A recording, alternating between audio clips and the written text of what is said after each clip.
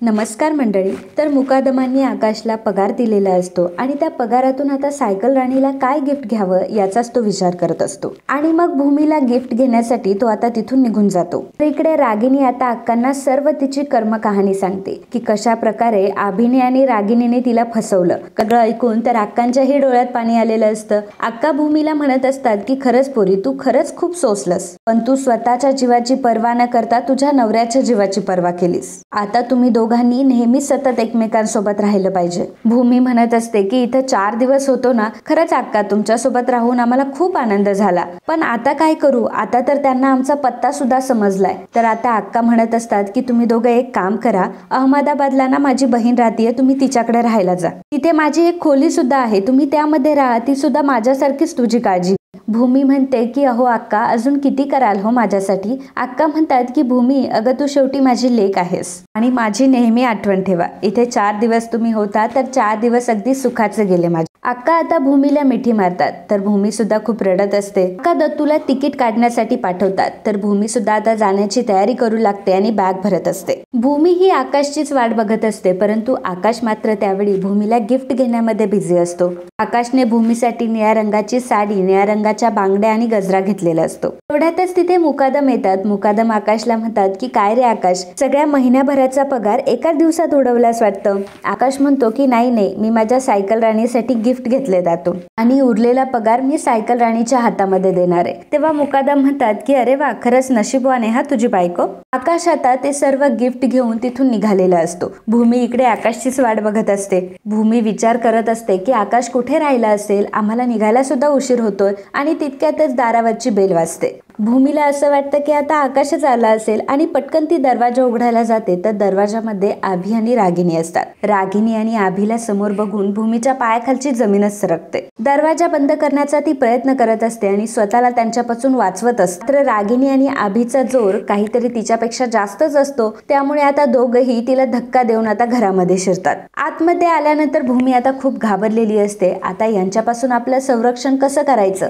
आणि नेमकं हे दोघं असताना जर आकाश आला तर काय होईल, हा सगळा मोठा प्रश्न आता तिला पडलेला असतो. रागिनी भूमीला म्हणत असते की भूमी, तुम्ही या घरामध्ये राहता? अगं माझ्या आकाशला बंगल्यात राहण्याची सवय आहे आणि त्याला राजवाड्यातून तू इथं कुठे खुराड्यात घेऊन आलीयस. पण अगं आकाश आहे तरी कुठे? तर ह्या दोघांना आता आकाशचा अंगठा हवा असतो. आकाशशी त्यांना काही घेणं देणं नसतं आणि भूमीशी त्यांना काही घेणं देणं नसतं. पण योगायोगाने आकाश त्यावेळी घरामध्ये नसतो. तर रागिनी आता भूमीला विचारत असते की बोल आणि सांग मला आकाश कुठे ते, सांग मला तू त्याला कुठे लपवून ठेवलं असते. आणि मग तितक्यातच रागिनीची नजर तिथे असलेल्या बॅगांवर पडते. रागिनी म्हणते की अच्छा, म्हणजे बॅग घेऊन पळून जाण्याची तयारी होती तर तुझी. रागिनी तिला विचारते की सांग कुठे पळून जाण्याची तयारी होती तुझी. आभी म्हणतो की हिने बॅग पॅक केलाय, याचा अर्थ हिला समजलं होतं की आपण येणार आहोत. रागिनी भूमीला म्हणत असते की पण शेवटी तुझं नशीब खराब आहे, माझं नशीब चांगलं आहे, म्हणून बघ देवाच्या कृपेने मी तुला इथेच गाठलं. आता मला सांग आकाश कुठे. तर भूमी आता म्हणत असते की मला नाही माहिती आकाश कुठे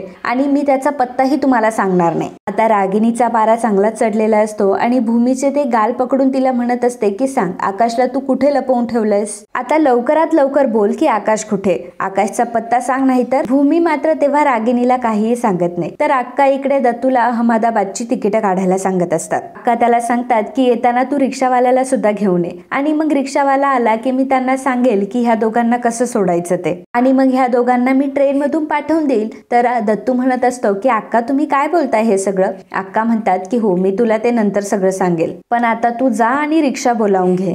तू गेल्यानंतर अक्का रडायला लागतात आणि म्हणत असतात की आता दोन्ही पोरं मला सोडून चालली. इतके दिवस झाले चांगली रमली होती मी यांच्यामध्ये, परंतु आज मी तिकीट काढून माझ्याच पोरांना माझ्यापासून लांब केलंय. म्हणजे माझं नशीबच फुटकंय, माझ्यासोबत कधीही माझी मुलं राहत नाही. परंतु अक्का देवाकडे प्रार्थना करत असतात की कुठेही ही मुलं राहिलीत ना तरी त्यांना सुख समृद्धी आयुष्य सगळं काही दे. रागिनी ही भूमीला विचारत असते की सांग आकाश कुठे आणि इतके दिवस तू आकाशला लपवून नाही ठेवू शकत. भूमी म्हणत असते की मला नाही माहिती. आता रागिनी ही भूमीच्या कानाखाली ठेवूनच देणार असते. त्याच वेळी तिथे अक्का येतात आणि म्हणतात की खबरदार. आता अक्कांनी जबरदस्त एंट्री घेतलेली असते. अक्का रागिनीला म्हणत असते की मला भूमीने तुमच्याबद्दल सगळं काही सांगितलंय आणि तुम्ही किती नराधम आहात ना हेही मला माहिती आहे आणि जर माझ्या भूमीच्या केसालाही धक्का लागला ना तर तुम्हाला सोडणार नाही. भूमी भूमी आणि रागिनीच्या मध्ये अक्का आता दमदारपणे येऊन मध्ये उभे राहिलेले असतात. रागिनी विचारते की कोण आहेस ग तू? तेव्हा अक्का म्हणते की माझ्याच चाळीमध्ये येऊन मला विचारतीयस का? काय ग भूमी, हीच आहे ना ती हलकट रागिनी? रागिनी म्हणते की थोबाड सांभाळ हा तुझं. तेव्हा अक्का म्हणतात की तू थोबाड सांभाळ, आणि तुला लाज नाही वाटली का की ह्या पोरीला तू एवढं छळलंस, तिच्या नवऱ्याचे पैसे घेतलेस? याचा अर्थ यांना मारण्यासाठी तुमचा आधीपासूनच शोध सुरू होता ना? आणि अभिकडे बघून ती म्हणत असते की हा पोरगा दोनदा इथे आला होता, मी याला दोनदा चाळीमध्ये बघितलंय. पण एक गोष्ट नेहमी लक्षात ठेवा, मी सोबत असताना आकाशच्या आणि भूमीच्या केसालाही धक्का लागणार नाही. हलकट रागिनी कुठली? रागिनी म्हणते की खबरदार, तू जी कोणी असेल ती, परंतु आजपर्यंत रागिनीला अपशब्द बोलण्याची कोणाची हिंमत झालेली नाहीये. मी रागिनी पटवर्धन आहे. अक्का म्हणते की हो, ऐकलंय ना तुझ्याबद्दल, खूप ऐकलंय तुझ्याबद्दल. अगं हा पैसा आज आहे उद्या नाही. एवढा पैसा घेऊन कुठे जाणार आहेस? पुरावर घेऊन तर जाणार नाहीयेस. अगं ह्या एवढ्याशा पैशांसाठी तू ह्या मुलांना छळतीयस? रागिनी म्हणते की गप्प बस ग तू, मी रागिनी आहे आणि काय करायचं ना हे मी माझं ठरवत असते. अक्का म्हणतात की ह्या चाळीमध्ये फक्त आणि फक्त माझं म्हणणं चालतं आणि दुसरं कोणीही तुझ्या मदतीला येऊ शकत. मी जर फक्त एक हाक ठोकली ना तरी अख्खी चाळ इथे जमा होईल. लक्षात ठेव, तुझा खेळ खल्लास करायला मला फक्त एक बोंब ठोकायची. रागिनीला माहित असते की तिथे अक्कांची वट आहे, त्यामुळे रागिनी आता माघार घेते आणि अभिला म्हणते की अभि चल, आपल्याला इथे सडक छाप लोकांसमोर थांबायचं सुद्धा नाहीये. का म्हणते की आम्ही सडक छाप काय? जर माझ्या भूमीवरती आणि आकाशवरती वाईट नजर जरी टाकली ना तरी तुला सडकावर आणायला मी वेळ लावणार नाही. रागिनी भूमीला म्हणत असते की मी आकाशला शोधायला इथे आले होते. मी तुला फक्त एवढंच सांगत होते की माझा आकाश खूप आरामात राहिलाय, त्याला तसंच राहू दे आणि तू त्याची काळजी घे. रागिनी आणि अभि तिथून निघून गेलेले असतात. तर अक्का म्हणत असते की भूमी, आता तुम्ही कशाला कुठे जाता? अगं इथे परत येण्याची त्यांची हिंमत सुद्धा होत नाहीये. भूमी म्हणते की अहो अक्का, त्यांनी माघार नाही घेतली, उलट आणखी फक्त ते मागे गेले. तर इथे मी एक क्षण सुद्धा राहू शकत नाही. मी एक काम करते, मी आता लगेचच्या लगेच जाते आणि मुकादमांच्या इथून आकाशला घेते. अक्का म्हणतात की अगं थांब, ही अहमदाबादची तिकीट आहे, मी तुमच्या दोघांचीही तिकीट काढून आणली आहे. तू आकाशला घेऊन ये आणि मग दोघंही तिकडे निघून जा. भूमी म्हणते की मला रागिनीची खूप भीती वाटते. आता जे काही ती बोलून गेलीये ना, काही ना काहीतरी ती नक्कीच करणार आहे. अक्का म्हणते की तू काळजी करू नकोस, तू आकाशला घेऊन ये आणि मग दोघंही निघा इथून. आणि मित्रांनो, आजचा हा भाग इथेच संपतो. पुढील भागात आपल्याला पाहायला मिळणार आहे भूमी ही आकाशला शोधण्यासाठी बाहेर पडलेली असते आणि त्याच गोष्टीचा रागिनी फायदा घेते आणि तिला आता ती डायरेक्ट बोटीवर आणते. आणि मग रागिनीने आता भूमी ज्या बोटमध्ये असते ती बोटच जाळण्याचा विचार केलेला असतो. भूमी म्हणत असते की माझा आकाश मला वाचवायला येईल. रागिनी म्हणते की भूमी आणि आकाश हे समीकरण तर कधीच संपलंय, आता भूमी ही संपली आणि आकाश सुद्धा संपणार आणि आता तुला इथे वाचवायला कोण आणि कसं येतं ना तेच मी बघते. बोटीला आग लावून अभि आणि रागिनी मात्र लांबूनच मज्जा बघत असतात. पण नियतीने चमत्कार घडवावा असा आकाश आता तिथे पोहोचलेला असतो.